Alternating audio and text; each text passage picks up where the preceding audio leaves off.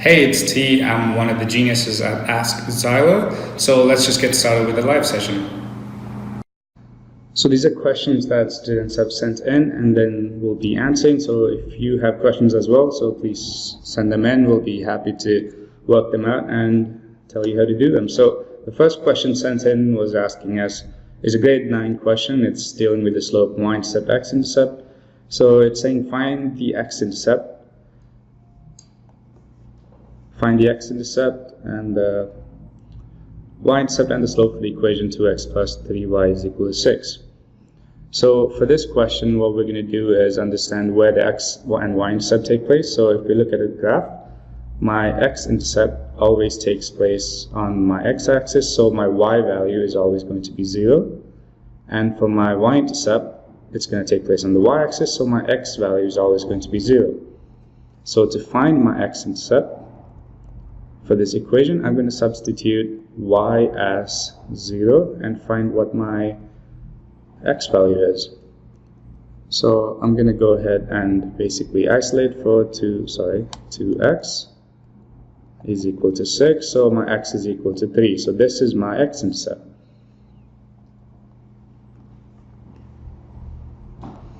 So to find the y-intercept, once again, I found out that my x value is always 0 for my y-intercept. So I'm going to plug in 0 for x, plus 3y is equal to 6. And then my 3y is equal to 6, so my y is equal to 2. So that is my y-intercept. So the next part of the question is asking me to find the slope. So anytime I'm given a linear equation, so this is a linear equation, so I can find the slope by converting that into a slope y-intercept form. So I was given 2x plus 3y is equal to 6. So what I'm going to do is isolate for my y term. So then I have 3y is equal to move the 2 to the other side to get negative 2x plus 6. And then divide every term by 3. So negative 2x plus 6 over 3. So then you're left with negative 2x over 3 plus 6 over 3, which simplifies to just 2. So this is what we call the slope y-intercept form. And this value, the coefficient of x, is considered to be the slope, and this is considered to be the y-intercept. So this is the y-intercept, and this is the slope. So my slope is going to be negative 2 over 3. So anytime you're given an equation, try to isolate for the y, so you can always get the slope and the y-intercept. So this is a geometry question. So it's saying in a regular hexagon constructed, place 6 equal circles, each touching 2 sides of the polygon and 2 other circles. So I just enlarged the same diagram. So we basically have to replicate the circles given to us, but we need to use a compass and draw it accurately. So what we're going to do first is measure the radius of any one of the circles. So measure the full diameter and find what half of that is. Once you do that, you're going to use that radius to basically draw the circles in each of the remaining spaces. So it needs to touch 2 of the sides, so you should be looking at the vertex. And the middle of the circle should be in line with the vertex. So we're basically measuring the radius to be there, and that's to be the same. And then we're going to place the compass along this line. And then we already found the radius from the previous circle, and then we're going to draw a circle like that. So once again, the important thing is to find the radius using one of the other circles. Understand that the center of the circle has to be on this line because it's touching one of the vertices, and then measure the radius to 2 of the other sides and then draw the circle accordingly. So you just repeat that for all 3 of these remaining circles.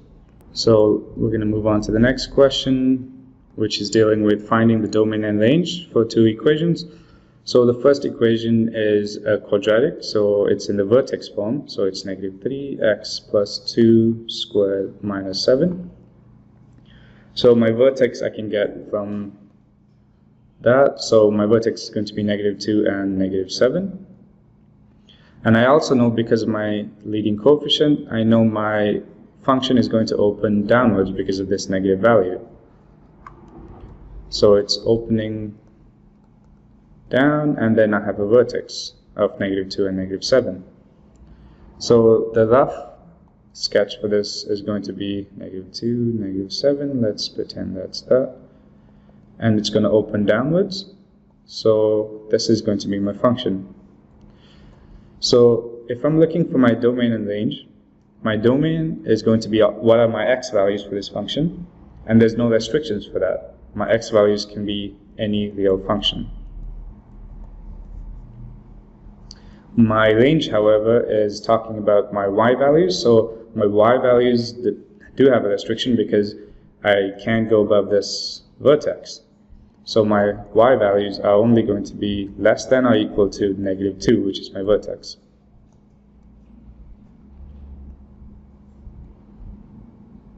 So once again, we're going to use some questions that students have sent in, some questions that we see very often. And this question deals with finding the domain and range for two functions. And the first one is a quadratic, so it's already given me the vertex form. So I just did a rough sketch just to see what it's going to look like. And I realized I have a vertex over here, and then I can have any x value, but I can't have any y value because my function doesn't go above -7. Sorry, this is -7. It can't go above my y value of -7. So all my y values have to be below -7.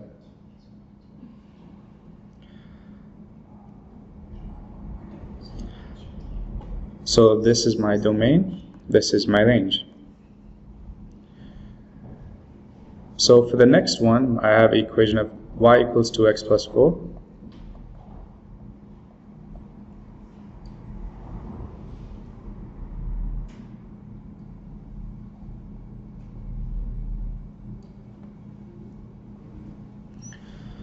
So to look at this function, I can do a rough sketch again. So 2x is going to tell me the slope, so it's a positive slope, so it's going to be going up when I go to the right. And 4 is my y-intercept, so it's going to look something like this. So in terms of my domain and range, there's no restrictions for most linear functions, so unless it's set, otherwise you can just assume that for any linear function, your domain is always going to be any real number, and your range is also going to be any real number, right? Because your x and y are again increasing when I go to the right and to the left. So we're moving on to the next one, which is, we're going back to grade 10, so we're dealing with some factoring of some special cases. So we have two questions, so let's do them separately. So z to the power 4 minus 81. So this looks like a difference of squares. So the difference of squares tells me that I have to get two factors that basically give me the square root of each term, minus square root of 81, and then I just have to change the signs. So one's a minus, one's a plus, square root of 81.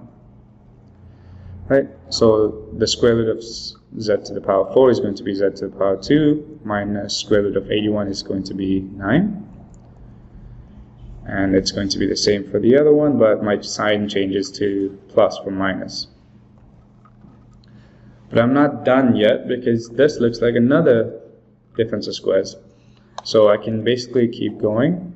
So the square root of z squared is just z, minus 3z plus 3z squared plus 9. I can't really simplify this any further, so I'm going to leave it the way it is. So I have three factors then. I have z minus 3, z plus 3, and z squared plus 9.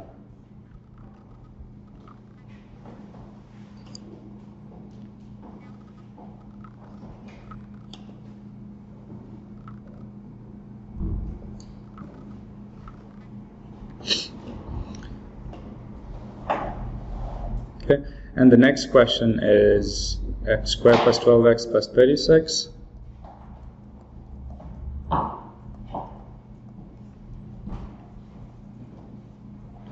And that looks like a perfect square. So let's see if it is. So 36, the square root of 36 is going to be 6. And a perfect square has a b value of 6 times 2. So 6 times 2 is 12, which is the b value. So that's a perfect square. So once again, to check it, if I have a perfect square, what I'm going to do, if it's in the form of a quadratic, is I'm going to square root my c value and then multiply that by 2 to see if that's my b value. If it is, then I have a perfect square, and then I can just write x plus my square root of c squared. Right? So let's see if that works for this previous question. So we have the square root of 36 is 6, so if I write x plus 6 squared, am I going to get the same function? Let's try and prove that. So x plus 6, x plus 6. So I have x squared plus 6x plus 6x plus 36, which equals to x squared plus 12x plus 36, which is my original function. So we have a grade 9 question coming in. So we're asked, find the angles in the triangle if the measures of the angles are x, 2x, and 3x. So let's go ahead and make a triangle with x. Let's make that bigger. So let's say 3x, 2x, and x. Right. So to answer this question, I'm just going to make an equation, because I know what the internal angles of my triangles, internal angles of the triangle should equal to, and that's going to be 180. And that should equal the sum of all my angles. So it should be x plus 2x plus 3x. So then I have 180. I can simplify my x's to be 6x. And then I can find what my x value is by doing 180 divided by 6, which is 30. Right? So that means my x is 30 degrees. So if my x is 30 degrees, my 2x is simply going to be 30 times 2, which is 60 degrees. And my 3x is going to be 30 times 3, which is going to be 90 degrees.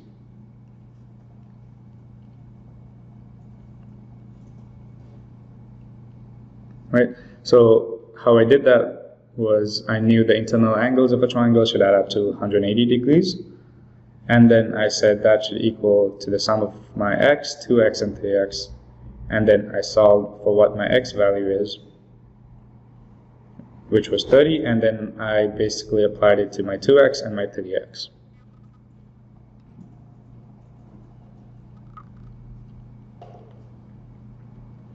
Okay. If you missed any of the questions, don't worry, you can go back and watch the live on our story, or you can hit the link in our bio to go to our YouTube channel where we'll upload all the lives as well.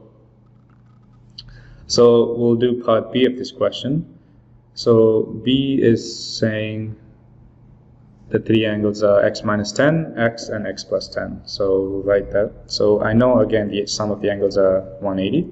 So we have x minus 10 plus x plus x plus 10. Yep. So again, I need to find what my x is. So I'm going to collect like terms. So I'm going to collect the x values. So I have x plus x plus x. So I have 3x. I have minus 10 plus 10, which equal to 0. Right. And then I'm going to isolate for my x. So my x is going to be 180 divided by 3, which is going to be 60.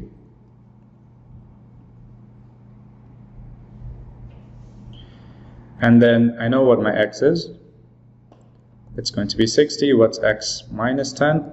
That's going to be 60 minus 10, which is going to be 50 degrees. And then x plus 10 is going to be 60 plus 10, which is going to be 70 degrees.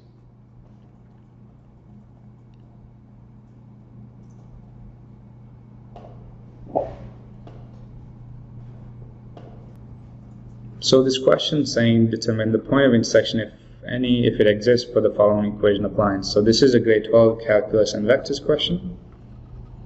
So what we have to do is, first we need to look at what the direction vectors are. So that'll give us a clue. So the direction vectors are both the same. It's 1, 7, negative 3, and then 1, 7, negative 3.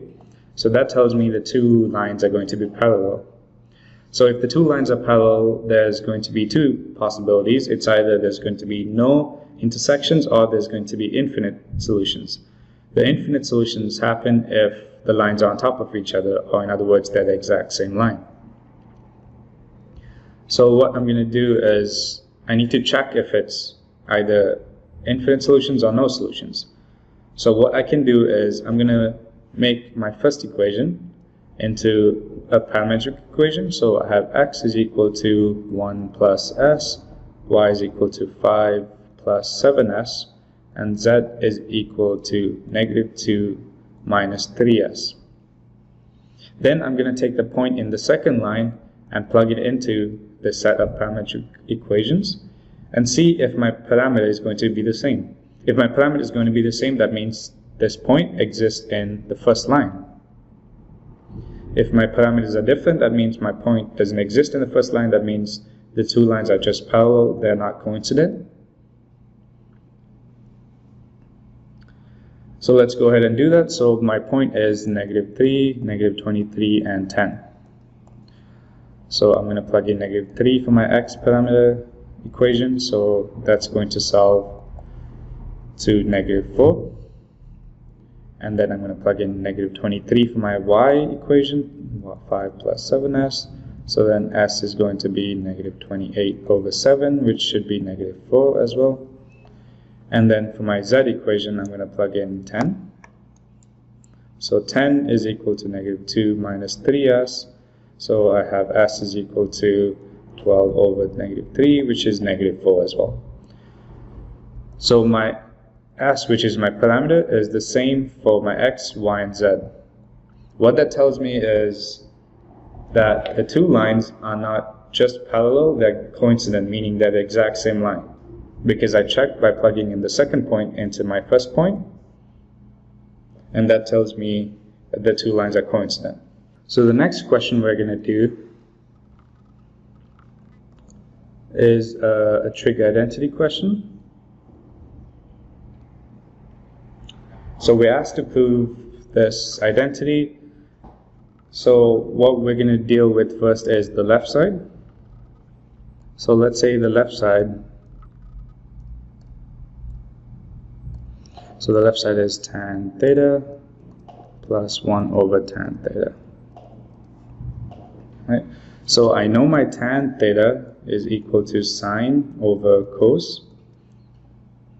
So I'm going to substitute that for each one of my tans.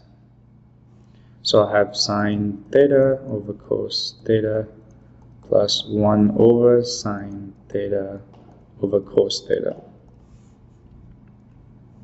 Right? And then this fraction simplifies to sine theta over cos theta plus cos theta over sine theta.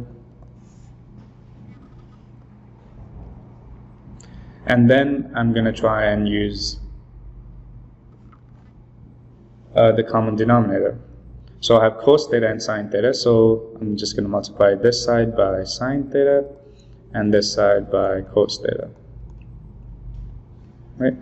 So then I have sine theta squared plus cos theta squared divided by sine theta cos theta.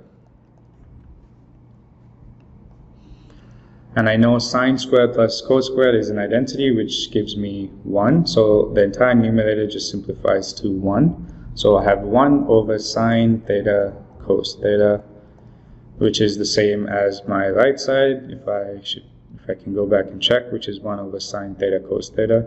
So then I've proved my identity.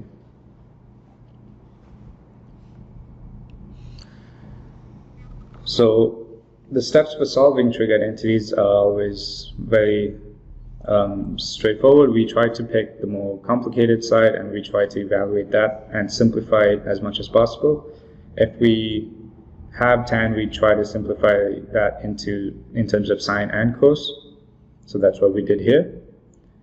And then I know sine squared and cos squared is a common identity, we see it very often, so I simplify that to just 1. So let's go ahead to the next question.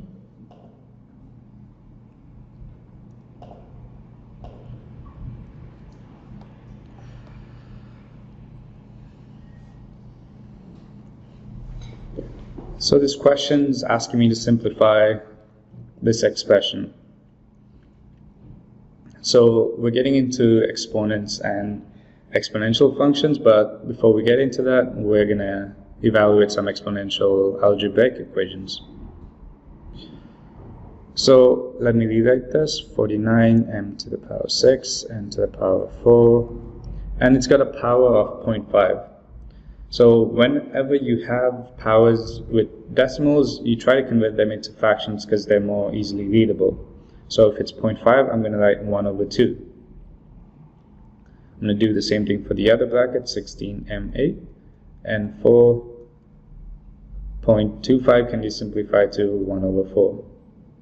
Right? The reason I'm doing this is because I can easily deal with the denominator, because anything in the denominator, if I have 2 in the denominator, it tells me I'm going to find the root of it. So if it's 2, I'm going to find the square root. If it's 3, I'm going to find the cube root, and so on. So what I'm going to do is find the square root of each of the terms inside the first bracket. So square root of 49, m6, and n4. Right? So the other way of showing this is that I'm distributing the exponent into each one of the terms. If there's an exponent outside the brackets, what happens is I'm multiplying the two exponents together. Right? So 6 times 1 over 2, and then 4 times 1 over 2 as well. So let's go ahead and do the same for all of these terms. So m8 times 1 over 4, and 4 times 1 over 4. So 49, the square root of 49 is going to be just 7. Right? And then 6 divided by 2 is going to be m to the power 3, and 4 divided by 2 is just going to be 2. And then the fourth root of 16 is going to be 2, so you can plug that in the calculator just to check. And then 8 divided by 4 is going to be m to the power of 2, and then 4 divided by 4 is just going to be the power of 1. So this is what I've simplified to so far. So the next step is just this, distribute each of the terms. So I'm going to multiply the numbers, I'm going to multiply the m's and the n's together. So 7 times 2 is just 14.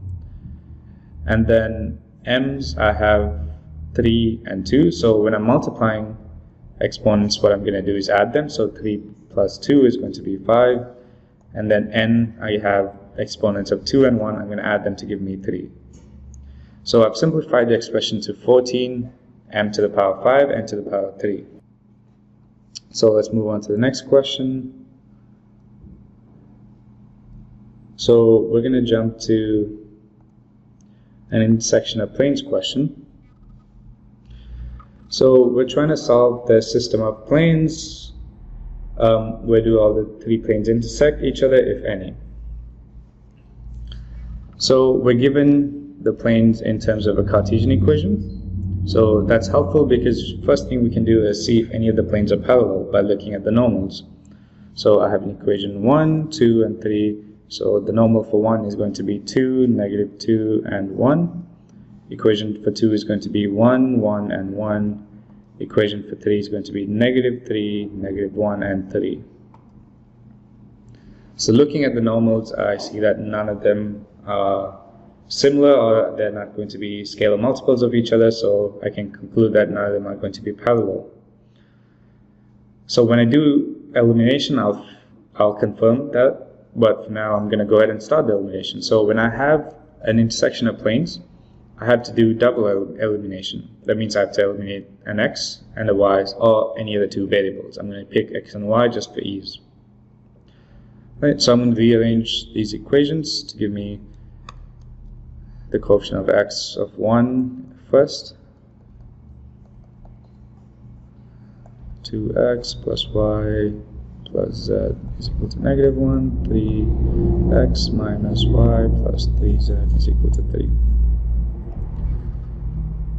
Right, so the reason we're doing this is because I like my exponent of 1 for x to be at the very top, because when I am solving backwards and I'm finding what my x value is, it's easy if the exponent's just, the coefficient's just 1. Right? So I'm going to label each of these as 1, so it's 1, 2, and 3. And then I'm going to perform elementary operations to do elimination. So I'm going to multiply 1 by 2 and then subtract it from my second equation. So if I multiply 1 by 2, I get 2x plus 2y plus 2z is equal to -2. And then the second equation is 2x plus y plus z is equal to -1. So if I subtract the two, I get 0x plus y plus z is equal to -1. So I'm going to label this as my fourth equation. And then I'm going to eliminate x again from my third equation initially. So I need to do primary operations again. So I do 1 times 3. And then that gives me 3x as my leading, but I need to eliminate my x's, so I can just add the two equations together. So 1 times 3 plus my third equation. So I get 3x plus 3y plus 3z is equal to -6. So I -3. Right, all I did was multiply my first equation by 3, and then I'm going to add to my third equation, which is -3x minus y plus 3z equals 3. So if I add them together, I should get 0x, this is plus 2y plus 6z is equal to 0. So then I came up with the fifth equation. So then I'm going to use equations 4 and 5 to eliminate my y variable. That's why it's called double elimination. I have eliminated my x value, now I'm eliminating my y variable. So I'm going to perform primary operations again on 4 so that I can eliminate my y. So I'm going to do 4 times 2 minus 5. So I have y plus z equals -1 as my 4. If I multiply by 2, I get 2y, 2z, and -2. And if I subtract it from my fifth equation, I have 2y plus 6z is equal to 0. So this should give me 0y, -4z is equal to -2. So then I can find a z value. My z is simply going to be -2 over -4, which is 1 over 2.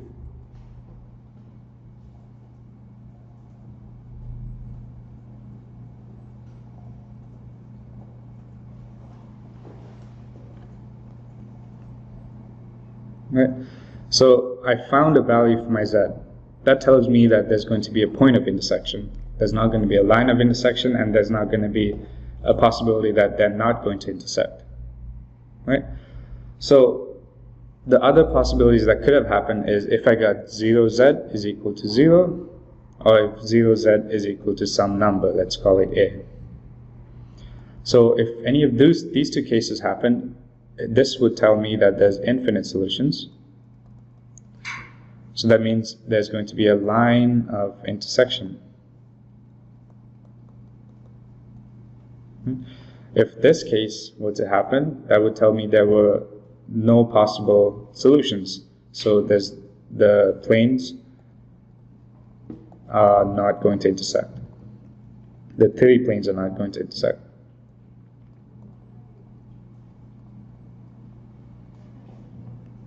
Right? But we did find a value for z that tells me that the planes do intersect at a certain point. So what I'm going to do is basically go backwards and find my x and my y value, because it's a coordinate. I've already found my z value, I need to find a y and an x. So I can plug 1 over 2 into either equations 4 or 5, it doesn't matter. So I'm going to pick 4. So I'm going to say y is equal to, so y is going to be plus 1 over 2 equal to negative 1. So y is going to be equal to negative 1.5. Right? Or in fraction it's going to be negative 3 over 2. So I have a z and a y now, and my z is going to be 1 over 2. My y is negative 3 over 2. So then I need to find an x value. So what I can do is look at any of my initial equations and plug in my y and z values. So I'm going to pick equation 1. So my x is going to equal, when I substitute negative 3 over 2 for my y and 1 over 2 for my z, that's equal to negative 1. So my x is going to equal to, this adds up to negative 2 over 2, which is just negative 1. If I bring that over, that's plus, so that my x is equal to 0. So my coordinate of intersection is going to be x at 0, my y at negative 3 over 2, my z at 1 over 2. So this is my point of intersection. Right? So I had to go through double elimination. I had to get rid of my x's, I had to get rid of my y's to find a z value. I came up with a z value, which told me there's going to be a point of intersection. And then I plugged them back into my previous equations to find my y and x values. So this is a common question we see when we're dealing with intersection of planes. So it's a good idea to understand the different cases of intersection as well. Okay, so that's about it for today. So thank you again for tuning in. Hope this has been helpful. So once again, if you have any math questions, please send them in. We'll be happy to assist with them. And so this is T from Ask Zylor, and this is me signing out. Have a good night.